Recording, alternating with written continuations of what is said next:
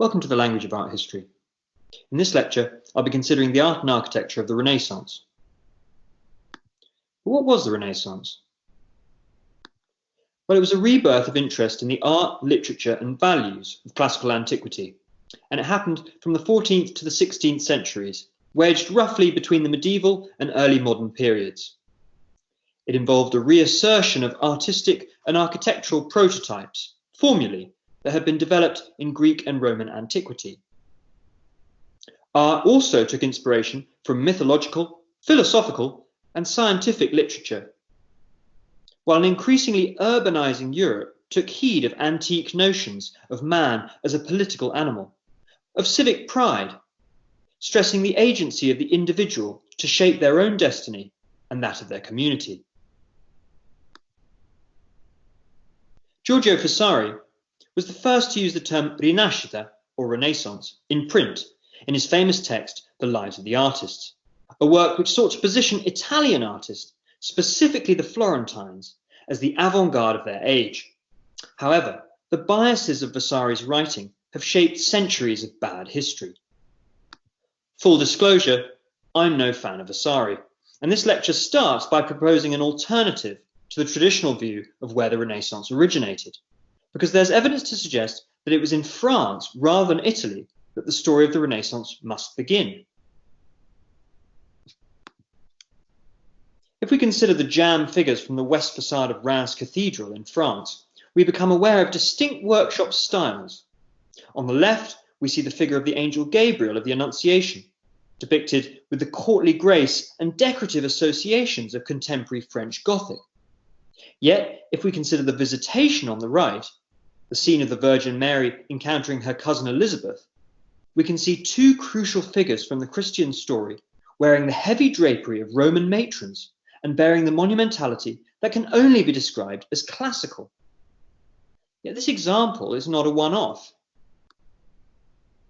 Indeed, the figure of Adam here, although originally intended to be viewed high up on the south transept of Notre Dame in Paris, is a majestic example of a freestanding figure carved in the round, posed in a clear contrapposto, a pose associated with classical antiquity, not medieval Europe. Okay, he's not fully nude in the manner of a Greek Kouros, or Praxiteles' Hermes, concealing himself with a fig leaf instead, and originally holding an apple prior to the work's restoration. Yet this sculpture of Adam is clearly carved by a stone carver of the highest order, someone dedicated to the anatomy, to the natural reality of the human body. And while his elongation suggests the preternatural weightlessness of a holy figure, it may equally have been intentionally adjusted to suit a viewer in the street below.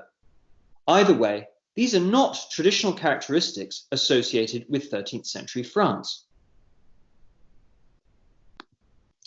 Yet it was also a period in which Thomas Aquinas sought to reconcile the science and philosophy of Aristotle with Christianity, of faith with reason. And the main channel for Aristotelianism into the Renaissance came from the Parisian scholastic schools. The 13th century involved a new professional culture in urban Europe, in which the old monastic workshop was left behind and replaced by a culture which cultivated high-quality, skilled individuals, willing to sign their name, acknowledge themselves, and stress their individual agency once again. Now, the roots of the Italian Renaissance arguably begin in Pisa. But before we continue our Renaissance story, it's important to address the two fundamental land-owning parties in medieval Europe. On the one hand, the Holy Roman Emperor, and on the other, the Pope, the leader of the Catholic Church. Now, Pisa was what's known as Ghibelline, meaning it was loyal to the Holy Roman Emperor, while Florence was Guelph, meaning it was loyal to the Pope. Now, Pisa had won important naval victories in 1258 and defeated Guelph Florence at the Battle of Monteperti. What does this tell us? Well, it shows us that internal Italian conflict was driven in part by these different allegiances to Pope and Holy Roman Emperor. We must also remember that at this time, Italy wasn't a nation state in the modern sense. Indeed, it was defined by rivalry between different city republics such as Pisa and Florence. But it's in Pisa where we start to see the roots of the Renaissance. Now, the baptistry held a special importance in the Italian city-states as the only place to celebrate baptism, the sacrament that brought a child into the Christian community and into citizenship in the commune. If you look here, you can see Pisa's baptistry with the famous pulpit of Nicola Pisano in the bottom left. Here you can see it more clearly. Now, a pulpit obviously had a Christian function within the context of the baptistry, but it also served as an almost cinematic ritual object in which you could see the scenes from Christ's life and his ministries. But why have I chosen this pulpit? Why Pisa? Well, the artist is crucial here. Nicola Pisano came from Apulia in southern Italy, previously ruled by the Holy Roman Emperor Frederick II, and was influenced by the classical revival at the emperor's court. Pisa was therefore a natural destination for his most well-known work, given the presence of antique artifacts in the region. And it's worth starting by reminding ourselves that Italy was inclined to the antique, arguably more than other countries in Europe, because it had these pre-existing antiquities in situ, right there. Now, Pisano was familiar with French Gothic sculpture from his time in Apulia, as French architects had worked there previously. But the inscription on the pulpit tells us a lot about how the status of the artist was changing. In the year 1260, Nicola Pisano carved this noble work. May so greatly gifted a hand be praised as it deserves. Here we can see the first example for a long time of an individual artist showing pride in his own name, his own skill, as an individual, capable of creating not only a sculptural masterwork, but a testament to the dignity of Christ's passion. A closer look at the pulpit's relief panels reveals the extent to which Pisano was influenced by classical prototypes, classical formulae. It's frieze-like in the way the figures are rhythmically distributed across the panel, but also they're monumental. And the high-grade Carrara marble, local to central Italy, is carved in such a way as to reveal the undercuttings and therefore heighten the play of light and shadow, heighten the monumentality of the holy figures themselves. Mary is not so much the mother of Christ as a Roman matron, looking after her young babe, humanized, but also monumentalized, with all the sculptural monumentality we associate with the classical, not so much with the medieval. And yet it's 1260. Well, why? What was the inspiration? Well, in Pisa, he had access to the Phaedra sarcophagus, which depicts the Greek tragedy of Hippolytus. This at the time was embedded in Pisa Cathedral, so it made for a natural influence, a natural jumping off point when he wanted to consider different formulae, different ways of depicting figures in action, in motion, seated, standing. And we can see here another fundamental figure from the pulpit, overtly influenced by a nude standing male figure from the Phaedra sarcophagus. Here, Pisano seems to have directly echoed the contrapposto, a pose associated once again with antiquity rather than traditional medieval formulae. This figure is often associated with fortitude, with strength and bravery. It may depict Daniel in the lion's den. But what we can say with certainty is this is the first example of a nude sculpture of a man that may be described as heroic in the medieval period. It's not life-size. Indeed, it's not in the round, it's attached. And yet it is imbued with colossal potential, if only standing 22 inches tall. It was in the city of Florence, Pisa's great rival, that we see the Renaissance cohere into a cultural phenomenon. It's perhaps no coincidence that it was in the competition for the doors of the Florentine baptistry that we start to see the roots of the Renaissance there. Indeed, these two panels, by Brunelleschi on the left and Ghiberti on the right, show the extent to which competition was actively cultivated. On the left, we see Brunelleschi heavily influenced by the image of the Roman spinario, the boy removing the thorn from his foot. Look in the bottom left. It's also true of Ghiberti. If we look at the figure of Isaac being bent back, threatened with death, just before he's saved, we can see this is also an opportunity for the artist to flaunt his ability to depict an idealized nude figure. Accurate anatomy, musculature, indeed musculature at the point of maximum energy. Taken together, despite their medieval context, both panels indicate classical learning and influence, and indeed, it's hard to choose between them.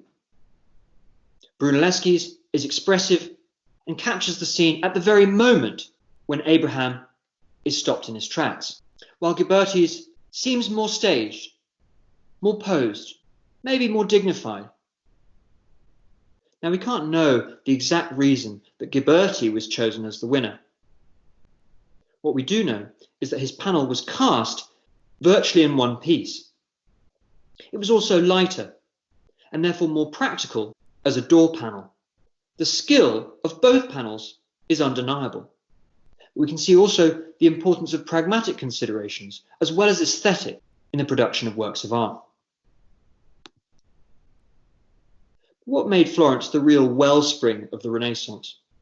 Well, if you look here on this map, you can see the Republic of Florence in orange, strategically positioned on the north-south axis, and also with the River Arno flowing through it, whose soft waters allowed it to cultivate its famous textile industry. In the 14th century, the Pope was elected not in Rome anymore, but in Avignon.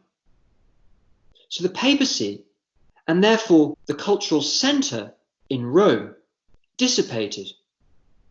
This meant that the practice of faith in Italy at the time moved from a fundamentally top-down one to a grassroots bottom-up one. In the process, mendicant orders such as the Dominicans and the Franciscans filled the void. But there's arguably one date, one moment, which fundamentally changed medieval Europe. And it was the moment when Florence passed the Ordinances of Justice. Between 1293 and 1295, these laws required citizens to join a guild to qualify for civic office. Let's put this in perspective. It means that if you were a local noble, you'd have to become a merchant in order to qualify for public office.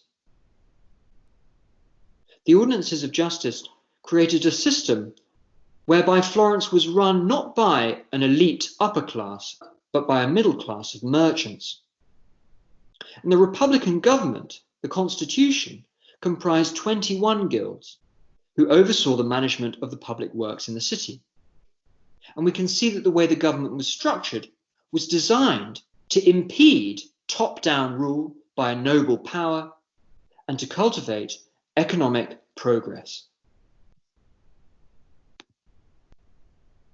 The building of Or San Michele, which is a grain market converted into a church for Florence's powerful trade guilds, is resplendent with guild rivalry.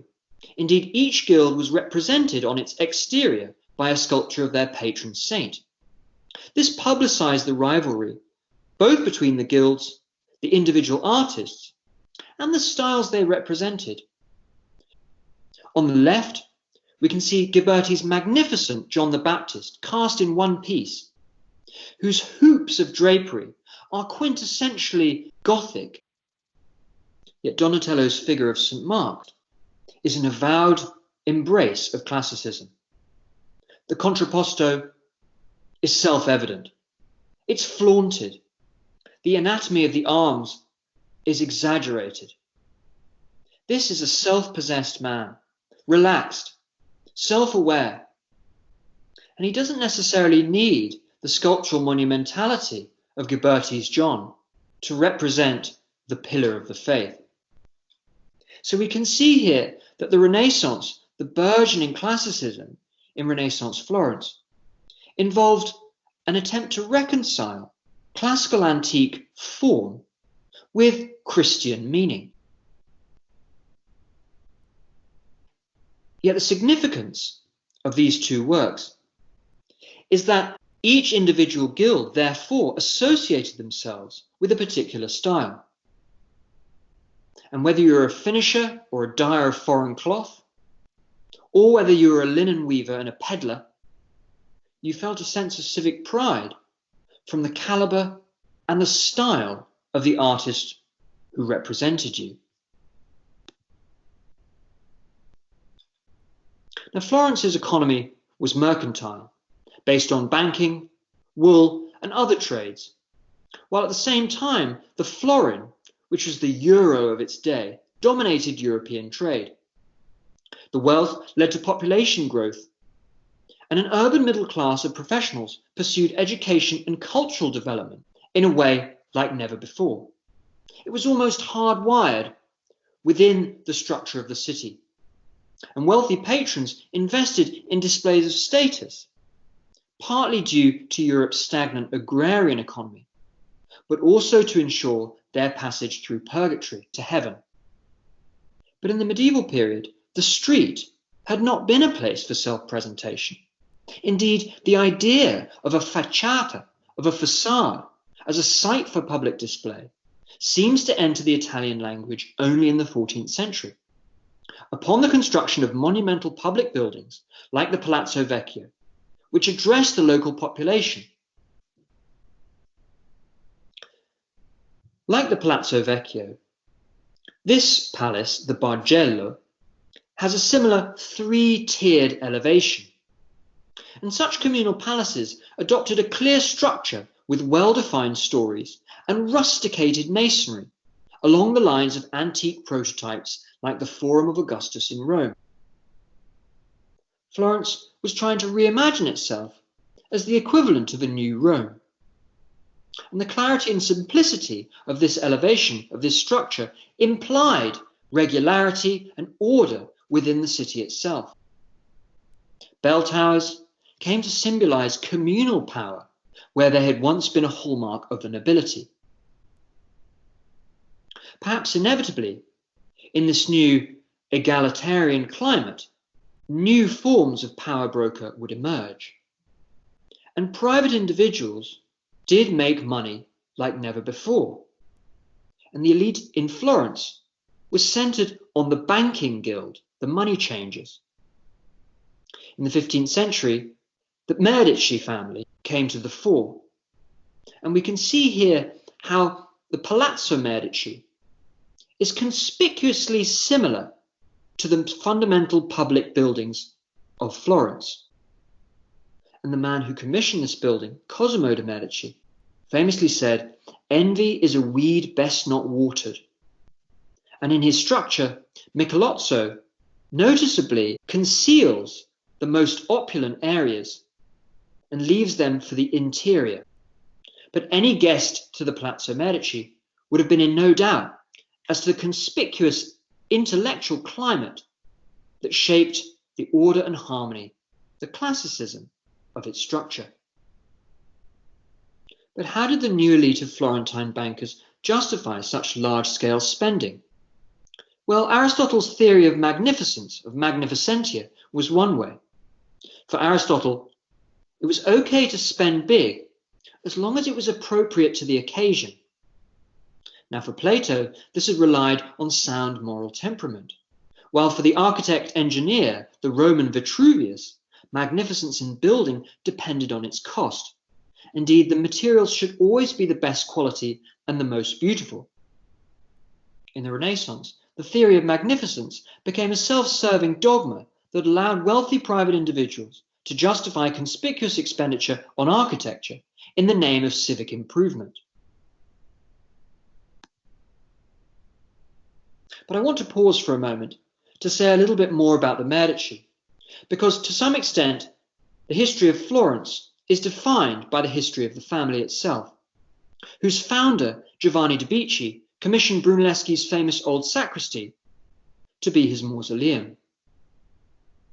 Balance, harmony, and order, those fundamental pillars of classicism, are here put to the service of a Christian function. Just as early Christian churches, like that of Santa Costanza in Rome, had been previously.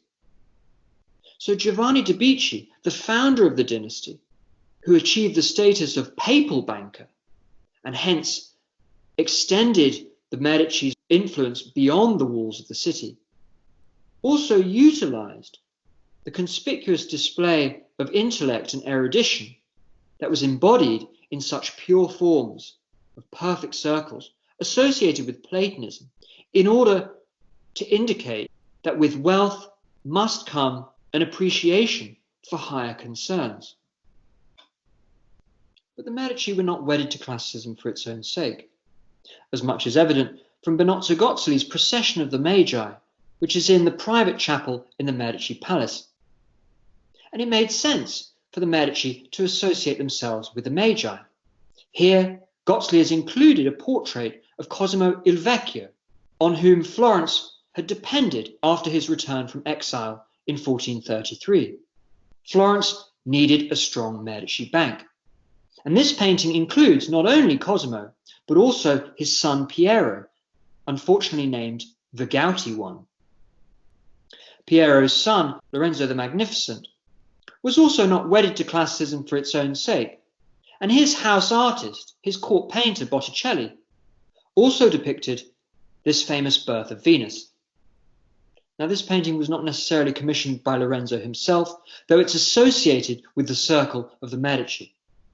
Either way, what it tells us is that the Medici appreciated ideal form, but they were not wedded to realism and naturalism all the time, as much as evident here from Botticelli's rather shrunken perspective, unconvincing, sacrificing realism for a focus on the divinity of Venus herself. As we've seen so far, style was one way of communicating a message to the public. But style also changed over time. And it's important when we're considering the Renaissance to consider period style. Today, I'd like to draw a comparison between the early and the high Renaissance, which is a concentrated period of activity at the end of the Renaissance, in which grandeur, simplicity, and overt displays of Platonic perfection come to the fore. There's a sense of progress across the Renaissance, increasing naturalism, increasing simplicity, perhaps also increasing ambition. But it wasn't just a question of period style, and Florence wasn't the only game in Italy. Indeed, it's important to draw a contrast between the works being produced in central Italy and those being produced in Venice. Central Italy was characterized by a style known as disegno, or design. Literally, the word means drawing. Art, specifically painting, needed to be carefully planned. It was usually painted in fresco or on panel in egg tempera. These were difficult media that demanded preparation in advance.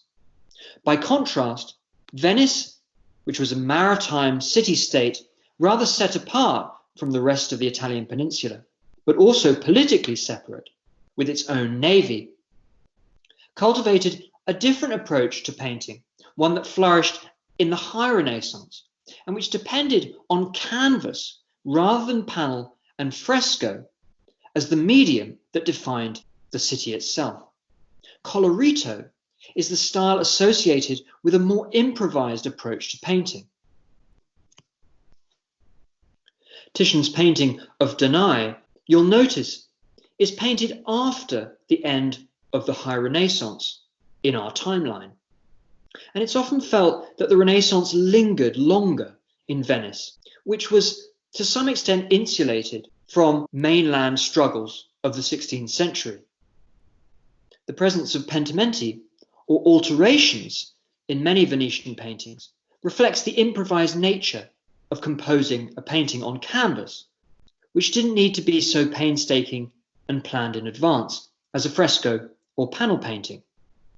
This painting exemplifies the values associated with Venetian colorito in its display of sensuous form, which look natural, but actually are not exact.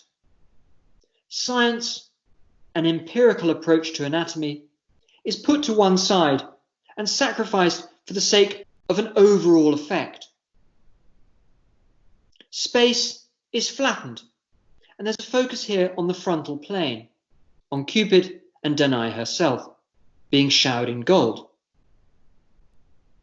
Indeed, Titian's decision to depict the mythology of Danae is appropriate here, because it's what we don't see, the absence of a clear image of Zeus, that charges this painting with meaning. It's an act of pictorial alchemy, appropriate to a shower of gold. But this painting also provoked consternation, and Vasari famously describes Michelangelo's reaction. Michelangelo, however, was not taken with this painting of Danae, according to Vasari. Notice Vasari talking about himself in the third person there. Don't you like him? When the painting was finished, he and Vasari stopped by Titian's studio in the Belvedere Palace to have a look at it. Now, he's talking about a moment, a very rare moment in Titian's career, where he actually visited Rome in 1545. But after they left, Michelangelo remarked that while Titian's manner and colouring were excellent, it was a shame that he had never learnt how to draw.